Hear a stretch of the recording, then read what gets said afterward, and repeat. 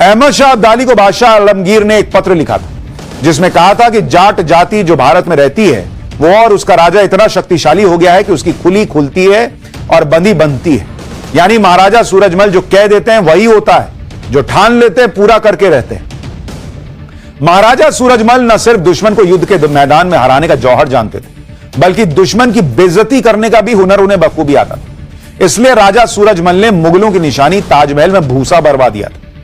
Christopher टेडिजल की किताब the history of architecture in India में इसका जिक्र मिलता है, जिसमें बताया गया है कि साल 1761 की बात है जब राजा सूरजमल ने करीब 30,000 मुगलों की सेना को हराकर आगरा का किला फतेह किया था। इसके बाद उनकी सेना ने ताजमहल पर हमला बोला और उसका चांदी से मढ़ा हुआ मुख्य द्वार उखाड़ लिया।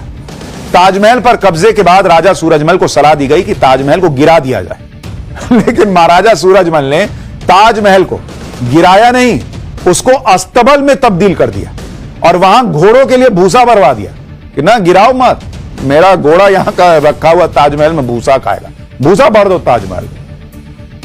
इसके 2 साल बाद 25 दिसंबर 1763 को जब महाराजा सूरजमल दिल्ली की रक्षा के लिए निकले तब मुगल सेनाओं ने धोखे से उन्हें घेर लिया।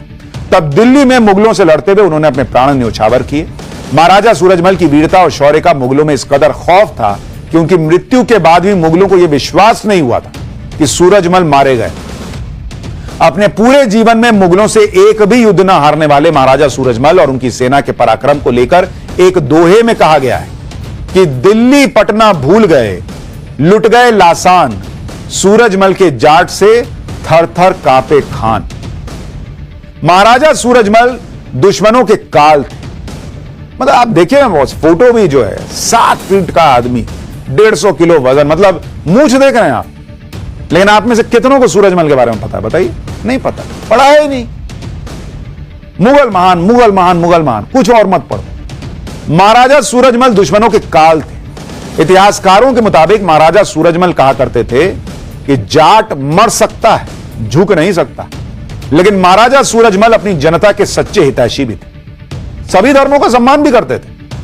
महाराजा सूरजमल ने दूसरे धर्मों के राजाओं द्वारा बने ऐतिहासिक स्मारकों की देखभाल की। उन्होंने मुगल आक्रांताओं के ने जो जमीनें हड़पी थी वो किसानों को वापस दिलवाई।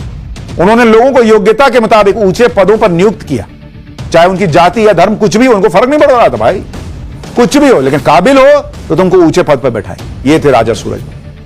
महाराजा सूरजमल की इसी कुशल प्रशासनिक क्षमता, दूरदर्शिता और कूटनीतिक ज्ञान की वजह से उनकी तुलना यूनानी दार्शनिक प्लेटो से की जाती है और महाराजा सूरजमल को जाटों का प्लेटो भी कहा जाता है।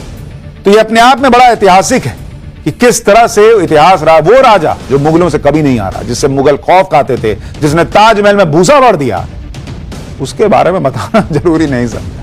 लेकिन हम तो बताते रहेंगे पाठशाला में, आपको पता ही, हम रुकने वाले थोड़ी है। ये भारत का गौरवशाली इतिहास है, आपको जानना चाहिए।